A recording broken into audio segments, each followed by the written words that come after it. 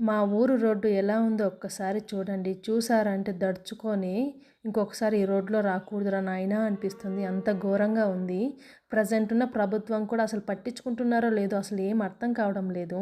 మా రోడ్డయితే ఒకప్పుడు ఎలా ఉండేదంటే మా ఊరి దగ్గర ఒక ప్రాజెక్ట్ ఉంది.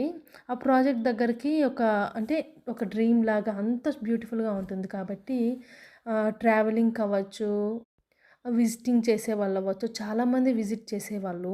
ఈ రోడ్డు వల్ల ఆల్మోస్ట్ ఇప్పుడు పడిన ఈ పెద్ద ప్రాజెక్ట్‌కి రోడ్డు మొత్తం పాత రోడ్డు తీసేశారు. కొత్త రోడ్డయినా వేయాలి కదా! లేదు, వేయలేదు. ఏదో మట్టి రోడ్డేసి వదిలేశారు.